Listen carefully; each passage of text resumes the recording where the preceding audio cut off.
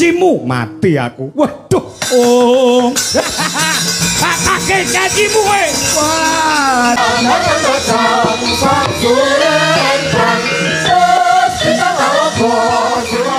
Aku kene, aku tak njaluk ngapura yen perlu Sinta tak balekne dina iki. Gondeli tembungmu. Yo kowe gondeli tembungmu kowe kemana? Sinartan sembah Gusti Ntenana Rama Wijaya lak tekake rene kan.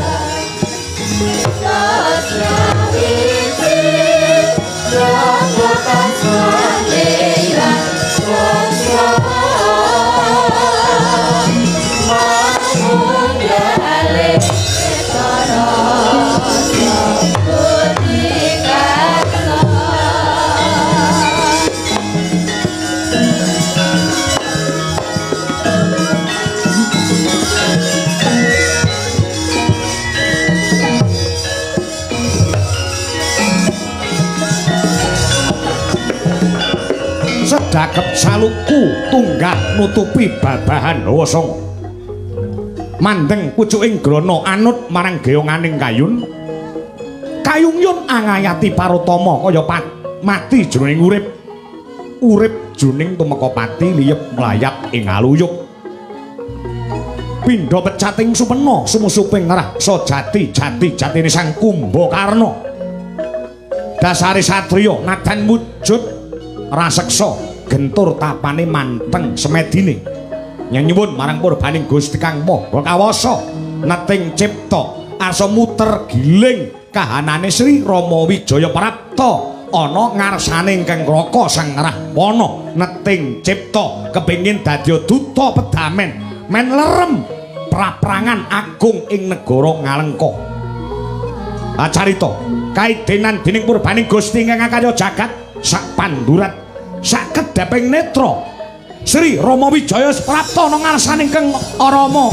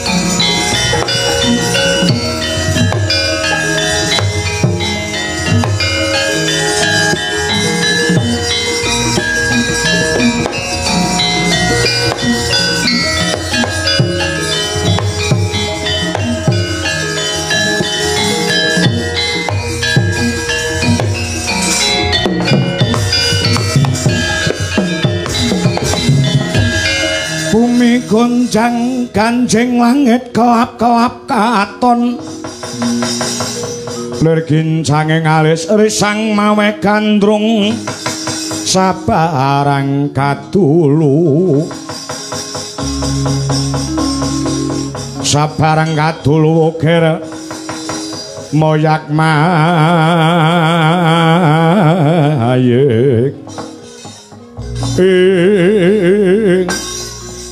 ya jagat ya dewa ya Bathara Piradala ya bandaku ya donyaku ya amalku dhewe digdaya tenan kowe Kumbakarna sak gebyaring tatit Rama Wijaya wis prapta ana ngaresaning Dasamuka Kakang jumbuh kelawan janjimu kelawan janjiku ing ngarep dina samangko aku wis kelakon ngrawuhke Sang Prabu Rama Wijaya ana ngaresaning Kakang Dasamuka margake tindakno janjimu karo janjiku ya Sang Prabu Rama Wijaya ya jagat ya dewa ya Bathara ya kepiye Sang Prabu Dasamuka aja klaru panampa lan panyangka nggonmu ditekake dening Yayi Kumbakarna prapta ana ngarasaning Dasamuka dina samengko kanggo srana supaya sirep peperangan ing antaraning Wadyabala Rewanda lawan Raseksa aku ngerti aku sumurup yen to perang gedhe sing gumelar ana ing negara Ngalengka sing dadi korban kuwi ora mung para senopati lan prajuriting negara klebu para kawula sing ora ngerti kentang kimpuling lakon dadi melu korban wengi sing peperangan iya terus karepmu piye aku nglenggana tegese ngrumangsani kabeh mau sumber keluputan ana Ratu Ngalengka Dasamuka iki mula kanthi tulusing ati aku iso ketemu kelawan kowe aku wis nglenggana dosa lan keluputan dina iki disekseni jagat saisine Rama Wijaya aku njaluk ngapura kelawan jeneng sira Sang Rama Wijaya iya Dasamuka Gusti ingkang ngakarya jagat wae gelem ngapura kelawan umate yen to pancen umat mau bener-bener njaluk ngapura ingkang ing ngaranan taubatan nasuha yen to kowe njaluk ngapura kelawan panjenenganing ingsun agung kang sarta gedhe pangapuraku kelawan jeneng sira ya matur nuwun yen kowe wis gelem ngapura ing reh dosa lan keluputanku sing angka loro ora mung neng lati ning kababar ana ing pakarti nggonku wis nglenggana dosa lan keluputan tak buktekne srana tumindak bojomu Regyan Sinta sing wis setahun ana ing negaraku kene tak playokne ana ing Taman Soka dina iki tak balekke ning tanganmu gawanen mulih bojomu ning negara Ngalengka tak inggatke ning nggonku jroning meh setahun iki kowe percaya karo aku rong ngapak-ngapakne karo bojomu ya nyenggol wae ora mula dina samangko minangka tandha yekti lan tandha bukti yen to aku wis gelem nglenggana luput lan dosa Sinta gawanen mulih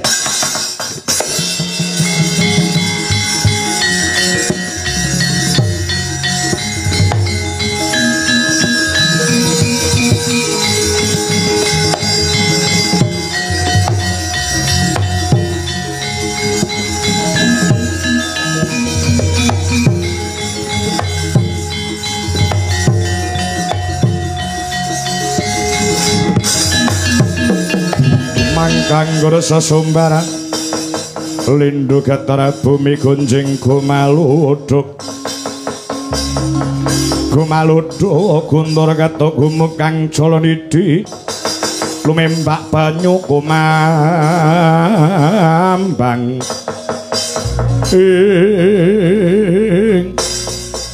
Prabu Dasamuka piye semendang datan karempit ucapmu lan tuturmu wis tak tampa kanthi jembaring dodo. Kamruhanana Dasamuka. Tekane Rama Wijaya ning negara Ngalengka sing diiring dening Wadyabala Wanara sing wis wani manjing ana ing paprangan iki dudu perkara katresnan ning iki perkara kewajiban. Iki dudu perkara sinta ning iki perkara nggonku bakal nyirnakne angkara murka. Dasamuka, kabar sing sumebar ana ing kiblat 4-5 pancer. Jare Dasamuka iki ratu sing kendel. Ratu sing wani karo sapa wae aja meneh kok karo menungsa. Karo dewa wae wani, kabeh mau mung ana tumiba ana ing tembung. Kabar mau kabar ngayawara. Tinemune jebul malah kosok balen. Dasamuka kuwi nadyan to ketoke gagah. Nanging jroning atine cilik. Bareng Wadyabalaku Wanara wis kelakon ngundurke Wadyabalamu buta. Sajae mulur mungkret kaya cacing ngisin-ngisini. Jare kowe wong digdaya, jare kowe wong sekti mandraguna. Ning kasunyatane kuwi wong jirih getih wedi mati Rahwana. Rungokno gobokmu. Aku rasudi nampa rekian Sinta. Aku rasudi nampa balining garwaku Yayi Sinta.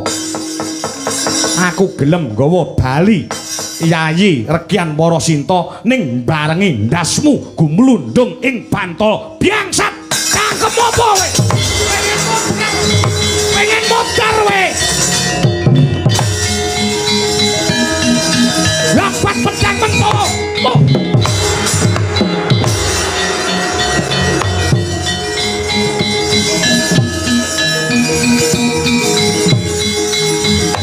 Hei, Rama Wijaya. Sabar, Kakang. Cono, bangano. Cono. Jaja montap lir kinetak. Cono, bangano. Kaya yasine bejojo bang mawi ngowengis kumejut padoning lati. Cono, bangano. Kumejut padoning lati netra. Bangano. Cono. Netra kocak mondar mandir. Patenane Rama Wijaya. Hidup nyomangala cakra. Iblis lanang nyepeleke Dasamuka. Sinumet marang sakething. Murdahan nane Dus malaning rat. Lakaning jagat manus maning jajalanan. Laga iki Dasamuka dilokne wong ngeyayat wong cacingan. Dikira aku ratu sing jere getih wedi mati. Aku gelem njaluk ngapura. Gelem baleni Sinta merga aku wis janji kelawan kowe kuwongano iblis lan aja mbok penggak apa tenane. sabar Kang. Sabar piye? Sabar matamu picek kuwi. Oh sik ta. Guweting aku lek bengok-bengok luwe kok.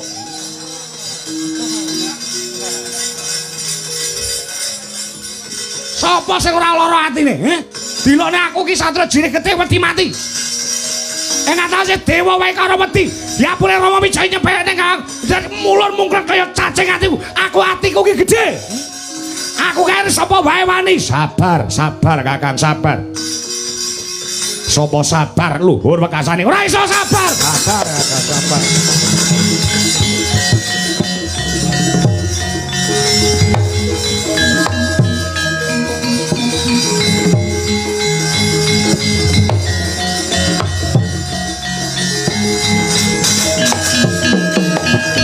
Karuna angutya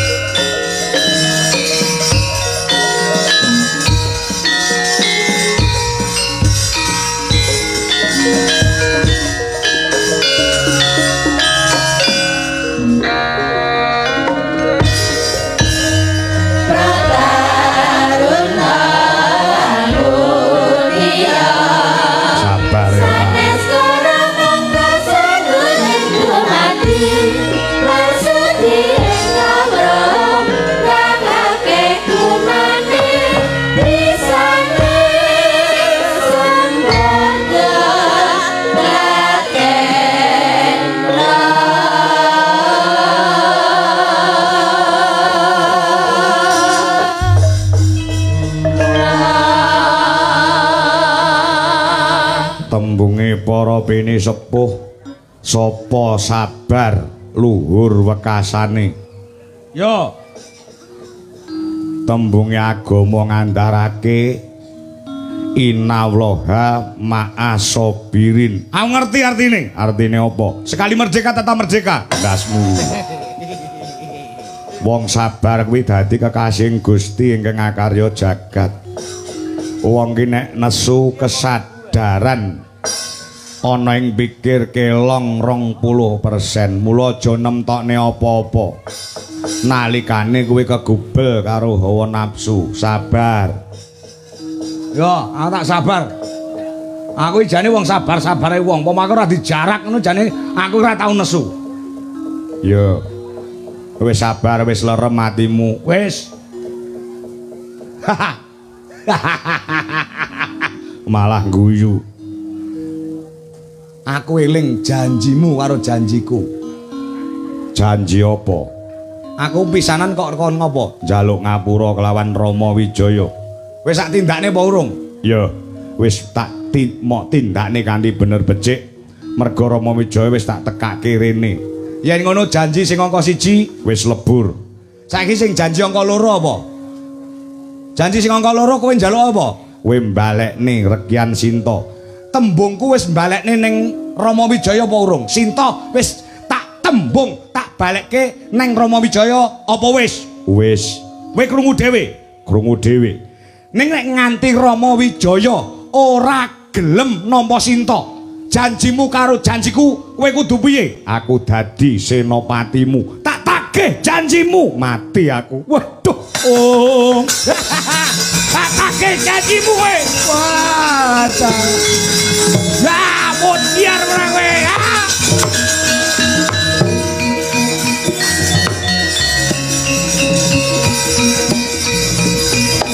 Oh, mati tenan aku.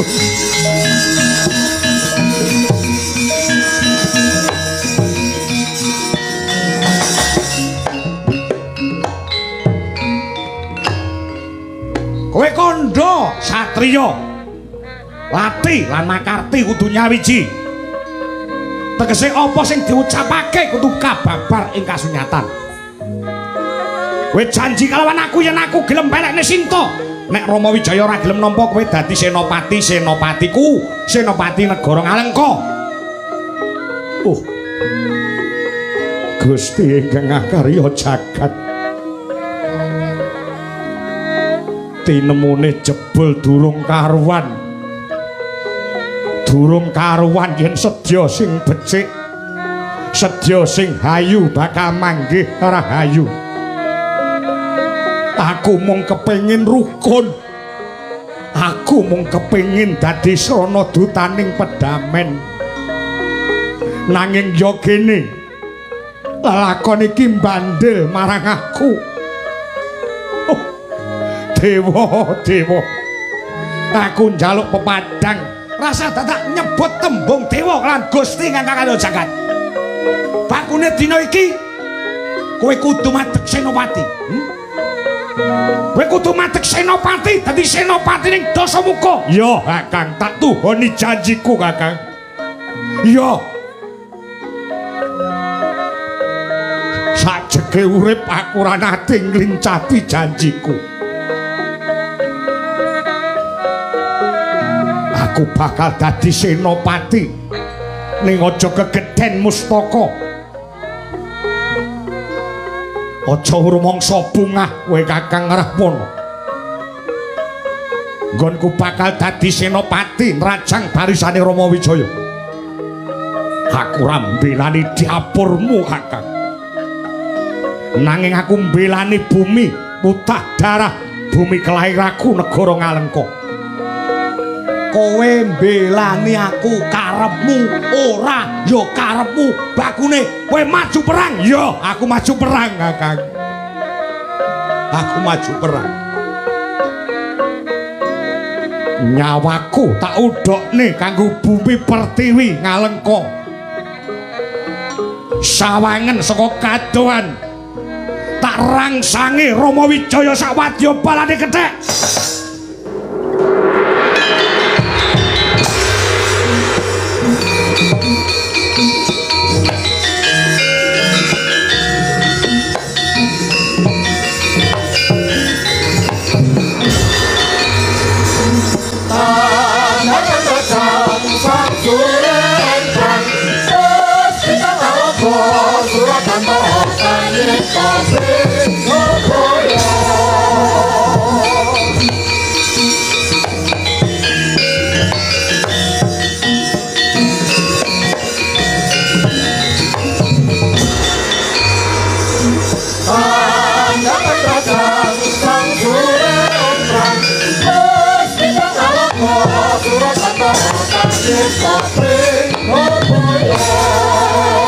Muda Tama Siaga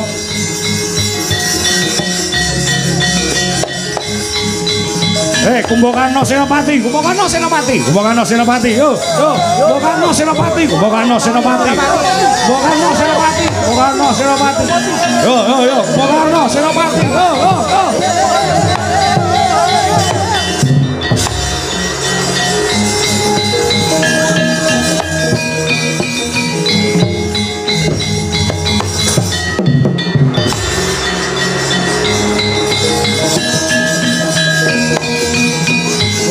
Tama